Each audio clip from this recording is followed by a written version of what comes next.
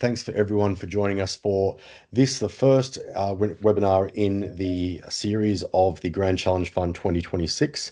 In this session, we'll be taking everyone through the basics and an introduction to the Grand Challenge Fund, and there'll be plenty of time for question and answer at the end.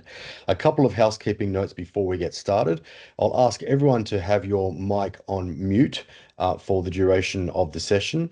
Of course, if you do have a question in the Q&A, we'll be able to take those and you can unmute yourself at that time. But we'll also be taking questions throughout in the chat box. So please feel free to enter your questions as we go along in the chat box, and we will get to those towards the end of the session. Also, we will be recording this session. We'll be starting that recording now.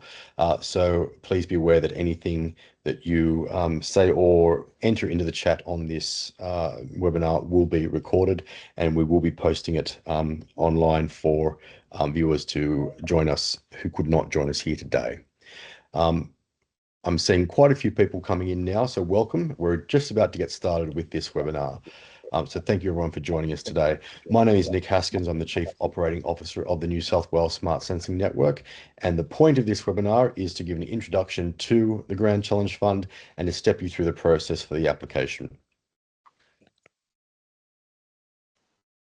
So first, just a little bit about the New South Wales Smart Sensing Network. We are a consortium of the 7 leading universities across New South Wales and the ACT. We were established by the New South Wales government in 2016 to really bring together universities, industry and government to translate the world-class research that's happening in our universities and get that out to either commercial or societal impact. Our vision is that New South Wales is home to a thriving ecosystem for smart sensing innovation, and our mission is to accelerate solutions to complex and critical challenges by translating world-class smart sensing research. We are a membership organisation. There are 7 member universities that make up the New South Wales Smart Sensing Network, and you can see them there on your screen. They are ANU, Macquarie, UNSW, the University of Sydney, UTS, Western Sydney University, and the University of Wollongong. Only academics who are members or staff at those universities are eligible to apply for this scheme. So if you are from a university that is not one of these member universities, I'm afraid we do not accept applications from any academics that are working outside of these universities. If you are an industry or government partner that's joining us today, you are very, very welcome, but you do have to be working with an academic at one of these member universities, and the applicant must be an academic from these universities. So if you haven't already found an academic to be working with on this, we at the NSSN are very, very happy to link you with an appropriate researcher that can carry forward your project with you.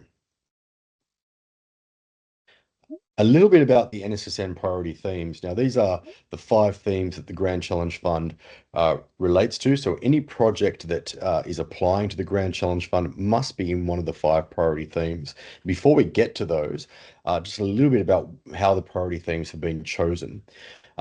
They've been chosen based around their significance to society, particularly in the New South Wales context, and how they relate to the New South Wales innovation priorities. They have a key role in smart sensing has a key role in addressing the issue. The priority themes are based around the existing strengths of our 7 member universities, and they align with Commonwealth and state priorities and policies. And they also align with UN SDGs. They also align with where we're seeing industry investing in, particularly in the Australian context. Those 5 themes are natural hazards, so things covering everything from bushfires, flooding, right through to air quality and drought. Smart places, so particularly smart cities. And I think in this particular round, we're particularly looking at housing innovation. There is a strong push by the New South Wales government to address housing shortages in the state. And so we'll be particularly encouraging smart sensing projects that align with housing growth and housing innovation in New South Wales. In human health, around smart sensing for any range of issues around human health and aging factors. Smart sensing in net zero and the clean economy, and in environment and agriculture. So you can see there are a very broad swathe of sectors and applications of smart sensing. And I imagine that most people on this call today will be able to apply their research to one of these 5 areas. Moving on to the Grand Challenge Fund, we offer grants of up to $100,000 that must be matched by industry or government funding in cash. Now, it's a very important point to make. While in-kind is certainly looked at and is considered to be an critically important part of an application, we do look for that matched funding in cash. And if it's not there, if you're seeking $100,000 from the Grand Challenge Fund, you must seek $100,000 or must have $100,000 in cash from your industry or government partner. If you don't have that, it is deemed ineligible. It's aimed at supporting projects that will devise a smart sensing solution in partnership with industry or government. So in this regard, we're very much looking for an integrated research program that responds to a government or industry need. So it really should be the starting point for any project that you're putting together is what is the need from an industry or government perspective that this project is resolving. We're not so much looking for research sake. There's a lot of great research ideas out there, but we're really looking for the starting point of a Grand Challenge Fund project to be resolving a real world industry or government need. And we're also looking for a defined pathway to genuine impact, either through commercialization or through operationalization at a government agency. So if you don't have that impact, if you're not able to articulate it, you may want to sit down with a theme leader from the NSSN or with the NSSN coordinator at your local university to really work out and articulate how that impact can be best put forward within the confines of the application, because the selection committee are very much looking for impact as a primary outcome of this fund. So first of all, looking at eligibility criteria, if you don't meet these four criteria, your proposal will be deemed ineligible from the very start. So these are really critical to even getting through the front door for this fund. So it must be led by an NSSN member university, and I made that point earlier in the webinar. It must be led by one of the 7 member universities, an academic at one of the 7 member universities of the NSSN. We're looking for collaboration, so it must partner with at least one other NSSN member university. So in that regard, it's led by an NSSN member university and also involves at least one other NSSN member university. We're looking for that partnership factor, so it must partner with an industry or government partner, at least one. And really, we've found as well that the best result comes from just one. We have found in the past where applications or projects have had a number of industry or government partners, that does dilute the effort. It does make the actual delivery of the program to be quite complicated. So while we don't discourage partnership with multiple industry or government partners, we do see the best results from partnering with one industry or one government partner on a project. And we also must see that co-investment. So there must be cash co-investment from the industry or government partner that is at least equal to the requested amount from the NSSN GCF. Wow. Moving on to assessment criteria. There are 6 assessment criteria that we look at, and I'll walk through these along with their weighting in the application process. So first of all, we're looking at significance. How does the project represent a significant and novel approach to addressing the defined priority theme? This is the main assessment criteria and makes up for 30% of the overall score. We're looking for that collaboration and how the project integrates and fosters genuine collaboration between NSSN member universities, and that ranks for 15% of the assessment criteria. Here, particularly, we're looking to see that the project just hasn't been cobbled together between 2 partner universities, and that there is a genuine sense of collaboration between 2 member universities of the NSSN. And that's evident in how the project is structured and how funding is spread across the 2 universities that are participating in the project. Coming down to partnership, how the project integrates genuine partnership with industry and government partners and responds to a defined industry or government need. Again, we're seeing that point coming through of what is the defined industry or government need that you are resolving, and how is that coming through in the application. We want to see that the research is being absolutely applied to resolving an issue that is being faced by the industry or government partner in the application, and that weighs for 15%. We then come down to governance and feasibility, how the project defines a realistic research plan and the measures that will ensure delivery on milestones. And here we're looking at 15% weighting. We then come down to impact pathway and how the project defines a pathway to commercialization. Commercialization if you're working with an industry partner, or operationalization if you're working with a government partner, how it's going to be operationalized in that government agency. It's very important because we do want to see that funding coming through to actual impact. This is not a research fund. This is an innovation fund. So that impact pathway is very important, and that weighs for 15% as well. And then we have diversity. How does the project represent diversity of gender and underrepresented cohorts in the team? And this weighs for 10%. And we'll come into this diversity factor later on, and we'll define a little bit around what we consider to be diversity in the project team. As I just pointed out, we are focused on impact. We're particularly focused on commercialization. So if you're working with an industry partner, we do want to see a pathway defined as to how this is going to either improve the state of the industry partner commercially, or lead to commercialization outcomes through IP or through licensing of a product somewhere down the track. It doesn't need to be at the end of the 12 months that we've got a commercial product on market, but we do want to see laid out how this project is leading to a pathway to commercialization for the technology that you're looking at producing. So think about what the industry or consumer problem is that you're looking to resolve. And in doing that, we've given you this pyramid here that sort of looks at the factors of how you start off in resolving an industry or consumer problem, and then work through that to an actual commercialization pathway.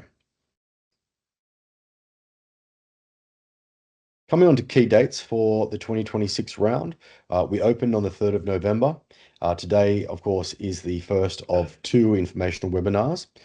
We give research and project teams the summer to work up the applications throughout December and January. We come back in early February where we expect that people will have well-defined projects and are well underway with the application process. So Informational Webinar 2 on the 3rd of February is really looking at answering questions that you've got as you're nearing the end process of a finalized application form.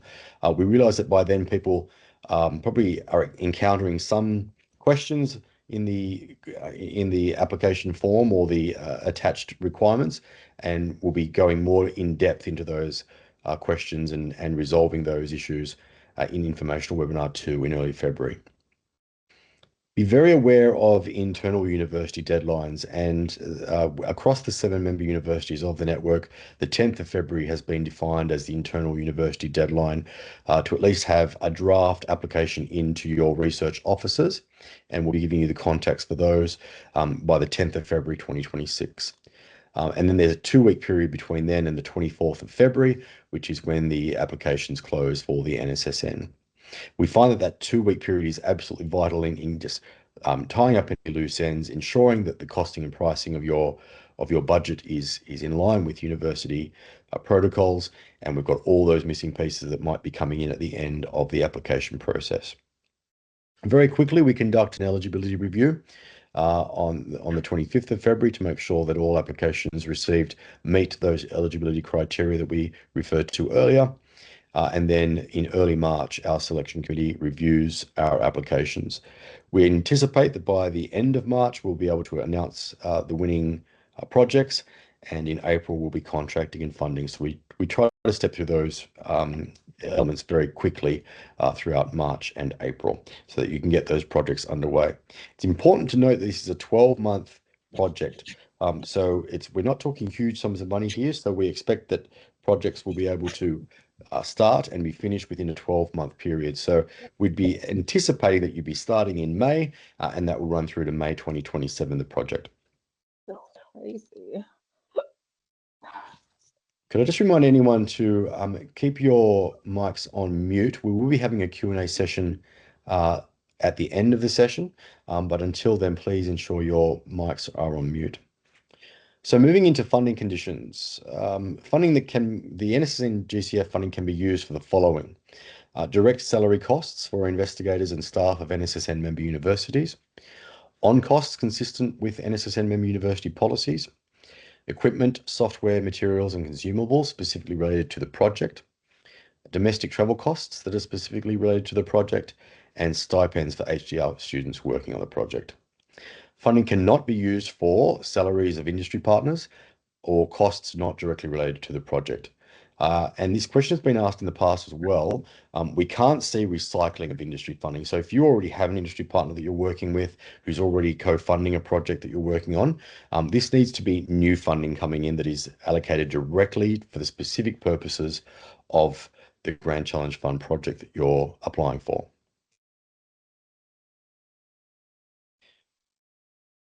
We talk a lot about the match funding. So if you're seeking $100,000 from the GCF, that must be matched in cash by the industry or government partner, and it must be transferable to the NSSN university project partners. So it cannot be funding that stays with the industry partner and is used within the industry partner.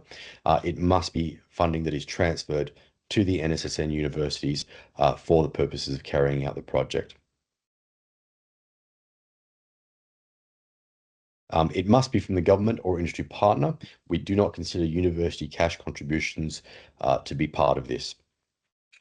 And it must be new funding that is specific to the proposed project. So again, no recycling of previous funding from industry partners that has already been allocated to a collaborative research project. Grand Challenge funding will be paid to the lead organisation in a single tranche at the start of the project. We aim to really have at least the Grand Challenge Fund grant dispersed by the end of May so that the project can get up and running very quickly. The lead university is then responsible for distributing any funds to the collaborating university partners. A bit of a note about IP. We recognise that IP is negotiated on a project-by-project basis at the time of contract negotiation, but we very much encourage a discussion of IP expectations upfront as soon as practical in the project planning process. We have found that some projects in the past have either fallen over or been delayed because of IP negotiations at the contracting stage. So we don't necessarily expect everything to be locked down throughout the application process, but the application process is the right time to be having those discussions with industry partners on what the IP expectations are. We don't set forward a template for that because we recognize that every project is different and every university has different IP expectations. But it is critically important to have those conversations as upfront as possible so that you're not seeing problems down the line. Access to background IP, of course, is necessary to implement project IP, but it, again, is negotiated on a project-by-project basis. The NSSN, importantly, does not make any claims to IP on projects. We are simply looking to fund great projects that will do great things. We do not hold any rights to IP or royalties. That is, again, negotiated on a project-by-project basis between the lead university and the industry or government partner.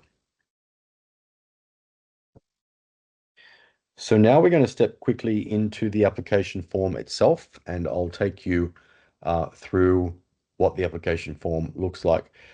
To reach the application form, you will go to this address, to the NSSN website, which is nssn.org.au/grand-challenge-fund. Alternatively, you can simply go to the NSSN homepage, and you'll land here at nssn.org.au. Go to Grand Challenge Fund under the Our Research tab, and you will find the NSSN Grand Challenge Fund page. Here you'll see some basic details on the Grand Challenge Fund along with the full guidelines. By scrolling to the end, you'll click on Apply Here, and that will take you to the Smarty Grants platform, which I'm sure many of you are already familiar with. Once you've logged into that platform, here is where you'll land, the Grand Challenge Fund Smarty Grants page. There is some basic information on how to use the form, but to get started, you will click on Start a Submission. I am. Well, I'm looking at this research grant that I'm going for. Oh, thanks for your opinion. Just a reminder, Thanks for your opinion. Could you mute your microphones if you're not speaking? We will have Q&A later in the session. Okay, so here you will open your application form. And again, for convenience, you have the full program guidelines here within the Smarty Grants platform that you can refer to at the start of your application.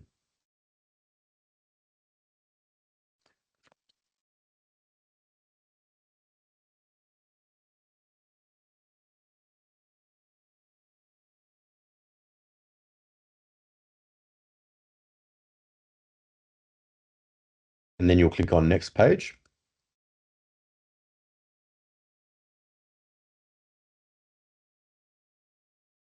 And here is the start of the application form. You'll enter some basic information about the chief investigator.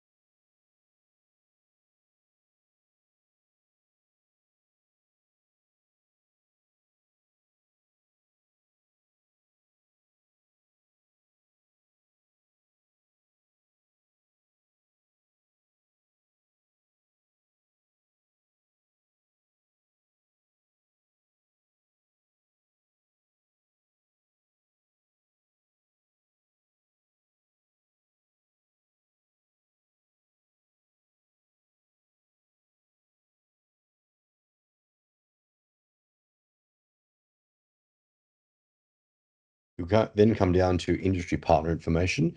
And here is a company ABN lookup. This is the preferred way of finding the company that you're working with. All Australian industry partners or government partners will have an ABN that you'll be able to look up and enter the information here. In the rare situation where you're working with an international partner, and that is absolutely welcome, you'll have to let us know and we'll be able to give you a workaround to work through that. But we do expect that almost 100% of applicants will have an Australian ABN to work with.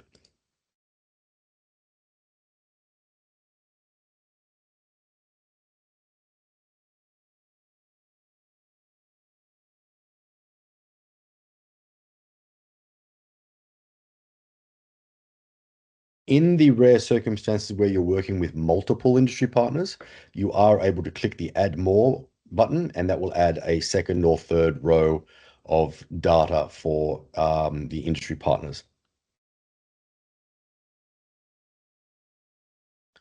Here is a section for government partners. So this is an and or. Please be aware that this isn't, you don't require both. That question has been asked in the past.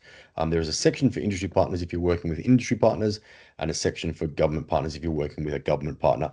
We don't require both.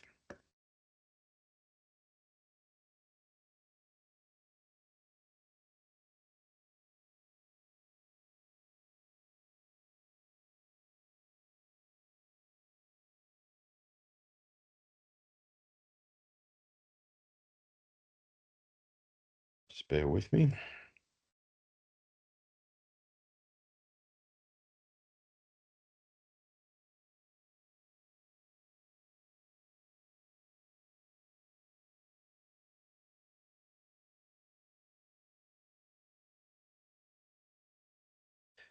After you've filled out the contact information of the CIs and the industry partner, you'll then come down to project details. And this is where you'll enter information on the project in the application form itself. So here you would enter the project title and a short 150-word description of what the project is about. This is essentially your elevator pitch and speaks to an educated lay audience on how you would describe this project. This is your opportunity to very succinctly capture the attention of the selection committee review in the very first instance. Be aware that the selection committee is made up of a range of people that are what I would call an educated lay audience of people selected from a cross section of business and academia and government. And they have a general understanding of smart sensing, but aren't necessarily smart sensing research experts. So this is an opportunity to really capture their attention. They are all people who are very interested in innovation um, from a technological perspective, but aren't necessarily subject matter experts in sensing. So this is where you want to capture that general attention at the very first opportunity. Here you would select your priority theme. So what is your project addressing in terms of the NSSN priority themes? And here we come down to those selection criteria responses.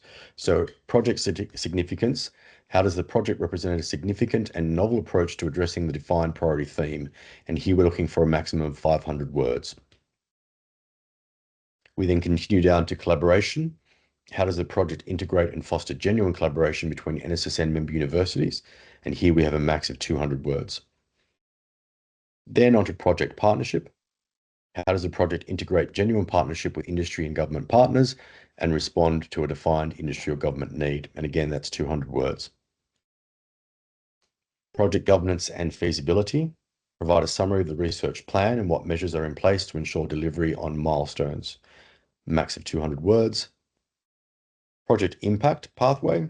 How does the project define a pathway to commercialization in the case of an industry partner, or operationalization in the case of a government partner? And here it's 200 words. And then finally, we come down to diversity. How does the project represent diversity of gender and underrepresented groups in the team? And that's 200 words. Importantly, we've had questions on this in the past. Here, we're not looking for how the project itself might address a diversity issue. We're looking for diversity within the project team, particularly around gender. We do want to see a good balance of male and female within the project team, but also other underrepresented groups here. So again, that shouldn't necessarily relate to, in the past, we've had people, or project teams made up specifically of one ethnic minority. We would not consider that to be a good diversity address. So we're looking for a good diversity across both cultural and gender within the project team. And here's your opportunity to express that. So with each of these being 200 words and the significance factor being 500 words, you can see that it's not a long application form in this sense. It's not anywhere close to what you might expect from an ARC or an NHMRC or even many other uh, application forms. So it really is an exercise in being succinct and concise and getting your message across very concisely rather than really trying to give us a lengthy explanation of what the project is trying to do. The feedback that we've had in the past is that the challenge has been for applicants to capture what the project is trying to achieve in a very small amount of words, but that's what we're looking for. This is not, as I said, it's not an academic or a research fund. It is an innovation fund. Once you've filled out those selection criteria responses, we come down to a section on TRL. I'm assuming that everyone on this call is familiar with technology readiness levels. If you're not, there is a TRL table here that describes what each TRL from 1 through to 9 is looking at. We, particularly in the Grand Challenge Fund, are looking for movement within the 4 to 7 range. So anything that's under 4, we're probably not looking at supporting very strongly in the Grand Challenge Fund. We're looking at taking projects that are currently at around 4, anywhere between 4 and 7. Of course, if your project is closer to 7, 8, or 9, we'd be very happy to consider that. But realistically, the majority of the programs that we're expecting to see in this fund are moving between the 4 and 7 range. So here you might enter starting with a TRL of 5 and ending at the end of the 12-month period at a TRL of 7. We ask here if you've had ethics approvals or if they're required, and if so, what's the expected date of obtaining those approvals. That's just to sort of get a sense of how quickly you'll be able to get upstanding with the research project.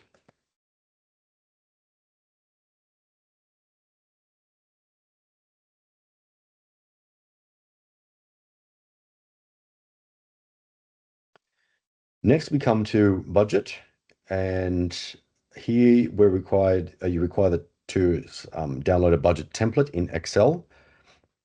Before you can fill out these fields, you really do need to download the budget template from the website.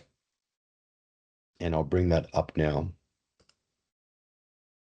So once you've downloaded that form, it's in Excel, you'll see this landing page, which has a number of calculated fields. So you don't need to enter information into this tally sheet on the first worksheet. That is calculated from the information that you put in the following worksheets. So come straight through to the university worksheet. And you can see here a range of tables that require filling out.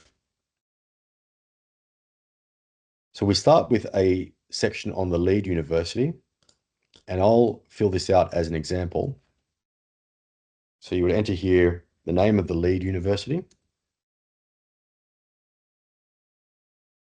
the name of the lead investigator, that person's position,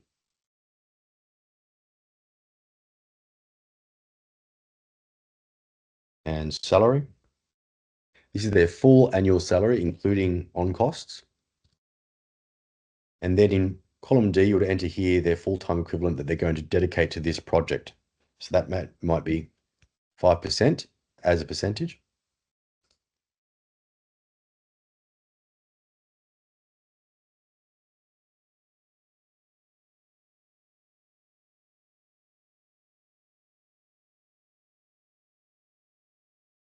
And you would continue on with names of other investigators.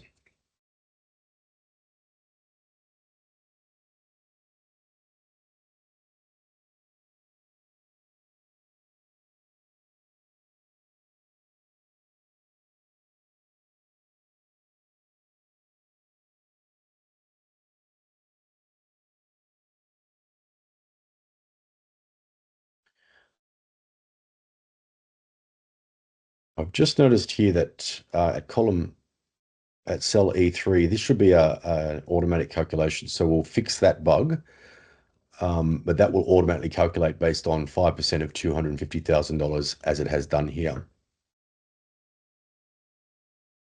Once you've got this figure here in column E, it is then up to you to define where that is being paid from, whether that will be an in-kind from the university, whether you're seeking that from the money you're seeking from the industry partner, or from the NSSN grant. Now, in this case, we'll say that it's $17,500 allocated to the NSSN grant.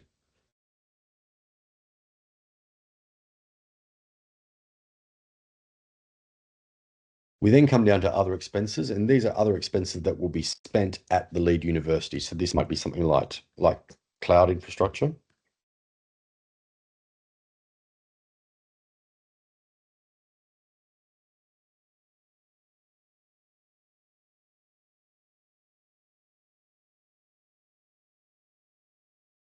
Obviously, for these sections on salary are not required.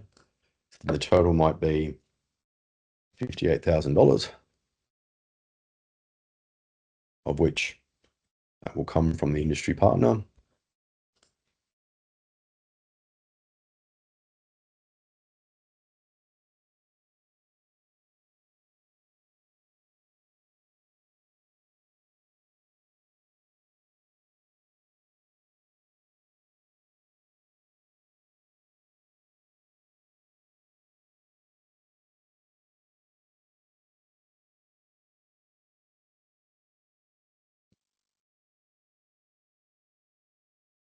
We come down to this second section, which is the collaborating university. So here you would enter the name of the partner university.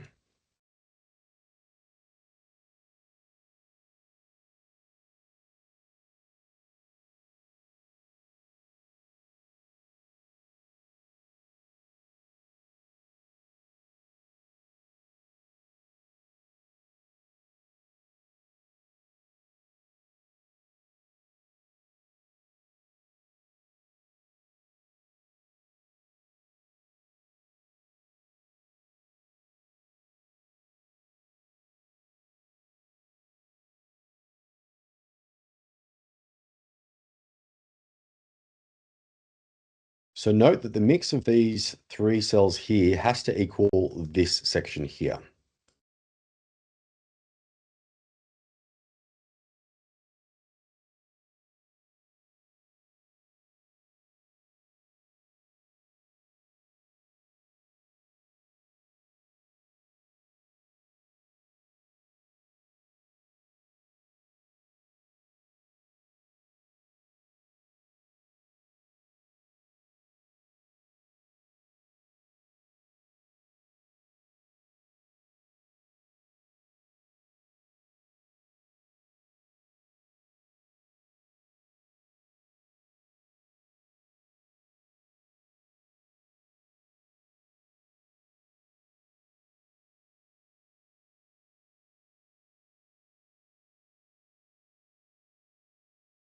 There is a third box here for a second collaborating university, but it's rare that we would see that. So only in the case where there's two collaborating universities would you enter detail into this table here.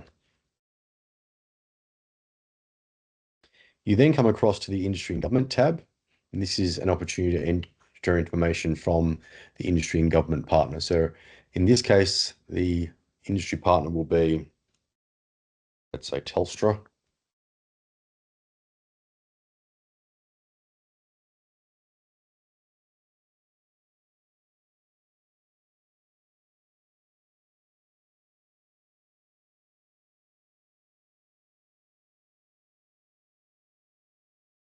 And note here that in the industry tab, we're only accepting in kind. So they're not taking funding from the either the university funding or from the industry funding or from the Grand Challenge Fund. So this is only considered to be in kind contributions.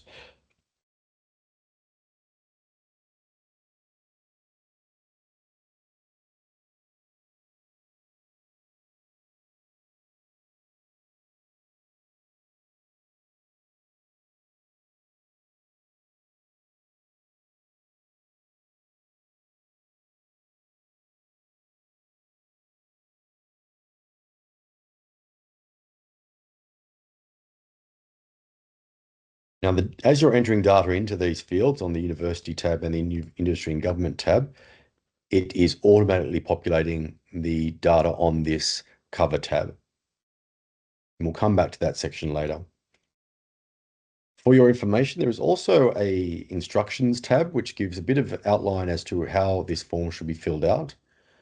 And there's also a formula map for those that want to know how we're drawing these calculations for the cover sheet. But as you can see here, we've got this data here.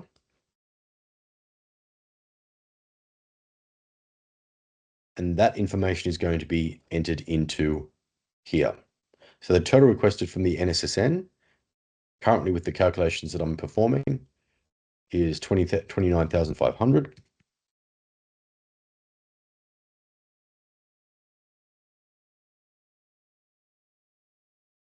Match funding is 105,000. And in-kind funding is 113,000.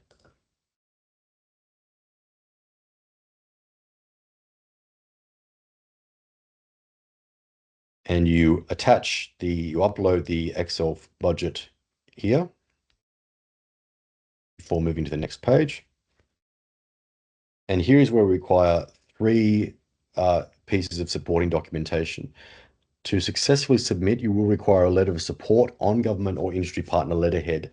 This must come from the named industry partner and must be on industry letterhead. And it must be worded in such a way that is very clear and compelling of the industry and government's partners' commitment to the project. Here we're really looking, we do read these letters and the selection committee do refer to them to get a sense of the commitment of the industry or government partner to the project.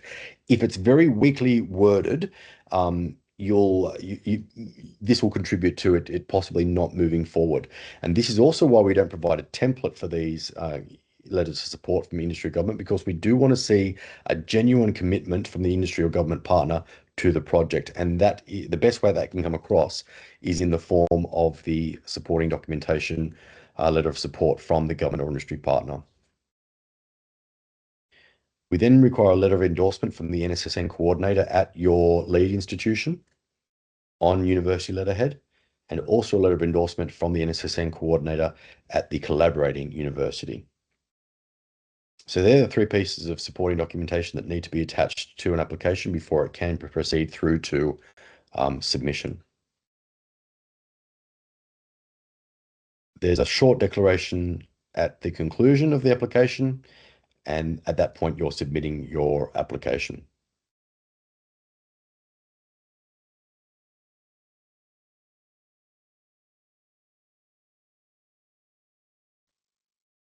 So with that, we've stepped through the application process. With 18 minutes left before we conclude, I'll open up to questions and answers. I'm just checking the chat if anyone's been entering information. The session is being recorded and will be available at the end, so we'll be making that available to everyone who's registered and also on our website. But for now, if you'd like to raise your hand or any questions entered into the chat, we can answer those for you.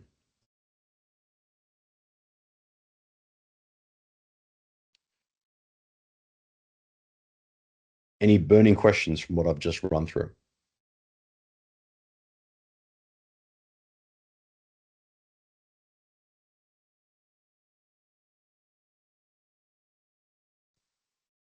Just to quickly mention, the budget template do have instructions and formula sheets if you accidentally delete something or needs instruction to fill them in.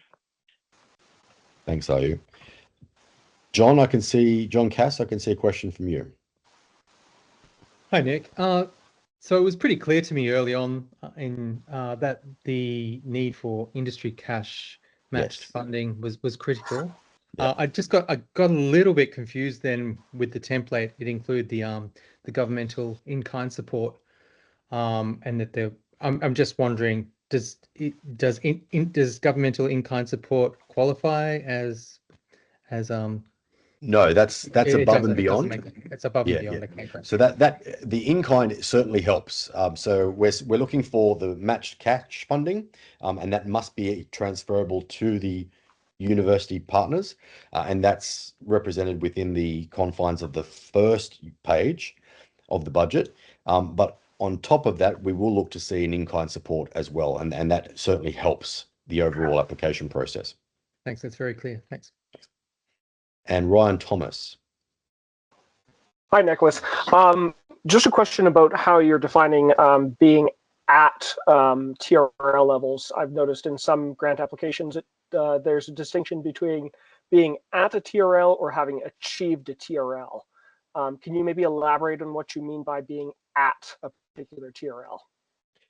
I mean, because we're supporting what would be a live research project, we're expecting that you're at a certain TRL when you start, and you'd be able to define that in the application process and to have reached a TRL by the end of the 12-month process. That's where how we're judging, I guess, the success of the program is if at the start of the application you said by the end of the 12 months we will be looking to be at TRL X, and when we reach the final assessment, I guess we're assessing against your expectations of being at that TRL by the end of the 12 months. Does that answer your question? Somewhat. I guess the question is, maybe I'll phrase it a little bit differently. Are you at a TRL when you are working towards meeting the definition of that TRL, or are you at a TRL if you have already reached that? Yeah. Yeah, and I know you're fairly broad about the TRL requirements here, but just if we're sort of saying a project at a TRL, kind of want to make sure that's consistent across projects. Sure. I mean, by the end, you'd have achieved that TRL. Okay. Yeah. Okay. Thank you. And I've got a question in the chat that says, does the company need to be based in Australia? Or can I partner with a business based in the US, for example? Absolutely, you can. So that's why I said when you've reached that question on the industry partner, we do expect that the majority of our applications, in fact, every one of the applications in the past has been an Australian partner. So enter the ABN. But if you are working in the rare circumstance where you might be working within industry partner that's based overseas, contact myself or the relevant theme lead, and they'll be able to give you a workaround for the form. But that's very rare. So that's why we haven't actually built that into the application form, but there is a way around it. Another question in the chat says, how many funded awards are there in this round? What is the success rate in percentage? In the last round, it was a success rate of 24%. And we're expecting to fund about 4 applications in this current round.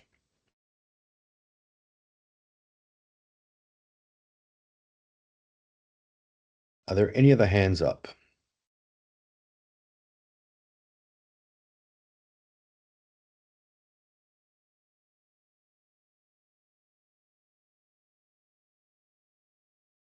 All right, so moving on,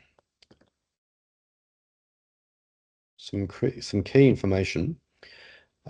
We absolutely expect not to see applications that we know nothing about. And let me explain that. Across the course of the next few months, our theme leads would expect to hear from you with a general idea of what you're looking to submit. And they can help you and guide that application process as you move through it. They can give you some pointers. They certainly won't help you write it, but they can give you an idea of what we're looking for and to give you advice as you're stepping through the application process. To reach a point where we really don't want to reach the end of February and start seeing applications that no one in the team was expecting to see. So make sure that you use the opportunity to reach out to one of the people on the screen in front of you in the thematic area that you're looking to apply for. We have Environment and Ag theme leader is Tom Hu, and he also leads on our net zero theme. Tom's not on the call today, but you can reach out to him at that email address there. We have our human health theme, which is Catherine Oates-Smith. I believe Catherine's also not on the call today. And then we also have natural hazards and smart places, which is run by Peter Runcie. And Peter, you are on the call. Yep, I'm here, Nick. Yep. So Peter is happy to be contacted by anyone who is looking at submitting an application in either the smart places or the natural hazards themes.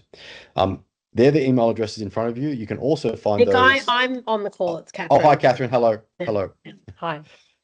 So yes, reach out to Catherine if you've got any applications to the human health theme. You'll also find these contact details on the guidelines and also on the NSSN homepage. It's also important that you reach out to your local coordinator at your university. They can help you step through the internal application process. Likewise, they also wouldn't want to get at the last minute an application form that they were not expecting. So do reach out to your local coordinator who's located either in your research office or the innovation office at your university. I don't have their email addresses there, but you'll be able to find them on your internal directories.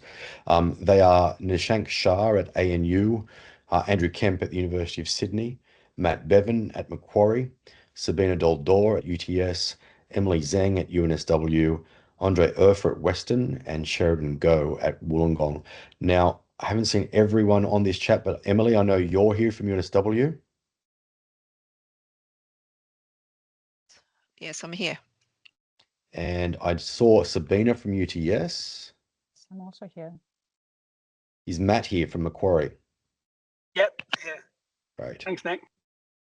Any other coordinators? I didn't see Nish or Andrew or Andre or Sheridan, but are you on the call? Hi, Yes, Nick. I'm I'm here as well. Oh, hello. Great. Well, there you Yeah, go. If Andrew's I'm here too. I think we're all here. Great. Thanks everyone for being here. Do reach out to these people. They will be a wonderful help for you in helping you guide you through the process as well. So there is a strong support network either at the NSSN or at your local university to help you in the application process. Application deadline is 5 p.m. on Monday, the 24th of February. So you've got the summer to work these up, but do be aware of those internal university deadlines. The 10th of February is that date at your local university, and speak to your local coordinator about that. they may be willing to give you a slight extension, but they certainly would want to see a first draft of your application before that date.